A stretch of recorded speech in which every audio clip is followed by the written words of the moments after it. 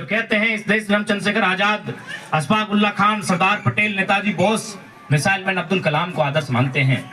तो ऐसे नौजवानों से विशेषकर मेरी गुजारिश होगी कि आज आपके अंदर राजनीतिक चेतना का संचार होना चाहिए। आज आपको राजनीति पर चिंतन मंथन करना चाहिए। जब आप 2 घंटा ड्रीम 11 में बकवास में चिंतन मंथन करते हैं, अपना बर्बाद करते हैं, तो मेरा मानना है कि आपको 2 घंटा राजनीतिक पहलुओं पर चर्चा करना चाहिए। आप अगर भगत सिंह को मानने वाले युवा हैं, उनके विचारों को मानने वाले युवा हैं, तो आपको इलेक्टोरल बॉन्ड पर चुप नहीं रहना चाहिए। आपको इलेक्टोरल बॉन्ड पर सवाल करना चाहिए। यदि आप सच में भगत सिंह को मानने वाले युवा हैं तो इसलिए मुझे लगता है आज झारखंड की राजनीति ने करवट लिया है। मैं देश की नहीं कह सकता, लेकिन झारखंड की राजनीति ने करवट लिया है। और आज झारखंड में एक साधारण सा लड़का अपने विचारों के बल पर आपके बीच एक एमपी प्रत्याशी के रूप में खड़ा है। अगर मेरी उम्र की बात कही जाए,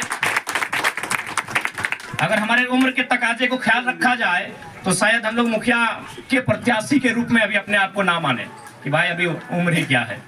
लेकिन आज परिस्थितियों ने, आज हालात ने, झारखंड की समस्याओं ने लड़ते लड़ते आज हमें इस योग्य बनाया कि आज हम एमपी में अपनी दावेदारी प्रस्तुत कर रहे हैं। और कर नहीं रहे हैं, दोनों दल में अकबकी छुटा हुआ। देखिएगा, सुबह झारखंड मुक्ति मोर्चा वाले आजसू की आलोचना नहीं करते हैं। जाइएगा उनके पेज को पढ़िएगा, उनका बेटा का, उनका भाई का, उनका चाचा का जरा महत्व का चर्चा होता है।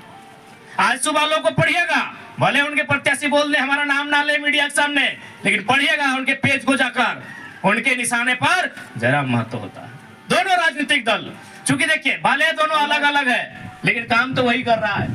जयप्रकाश चौधरी जी की बात करें तो खुद सांसद, पत्नी रामगढ़ से विधायक, क्या मतलब है जनता से। मथुरा प्रसाद जी की बात करें तो 3 बार से विधायक, मंत्री, और ले दे के सारा प्रॉपर्टी बटपिटार के लिए बनाओ, यहाँ जमीन लो, वहाँ लो, यहाँ लो, किसी से छुपा नहीं है।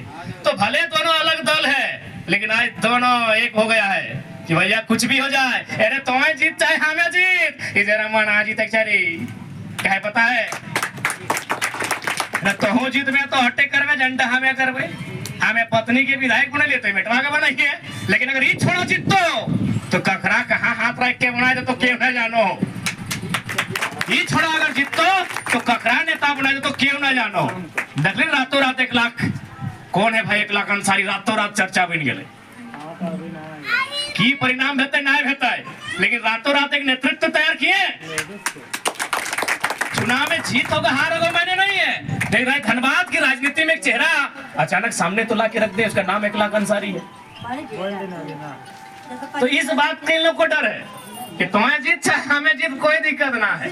तुम्हें जीत में तोरो बात, तोरे घर लोग विधायक बनतो, अरे बुड़बक जनता है, दरी बिछे तो, नारा लगे तो, और जीतल बात फूल के गुलदस्ता दे तो, एगो दुगो के ठिका का दे दे, बाकी के बोका बने। अब आकलन कीजिए, हम तो नहीं कह रहे भाई कि हमें मतदान कीजिए, लेकिन अब आकलन कीजिए। आज उनके 15 साल के राजनीतिक करियर पर जाइए, मंत्रालय संभाल चुके हैं, जानिए उनकी प्रॉपर्टी को, जानिए उनके आचरण को, जानिए उनकी सोच को कि उनकी सोच क्या है। सबसे पहले बात युवाओं साहब जान लो, आज नारों से भारत विश्व गुरु नहीं बनेगा, न भारत महाशक्ति नारों से बनेगा।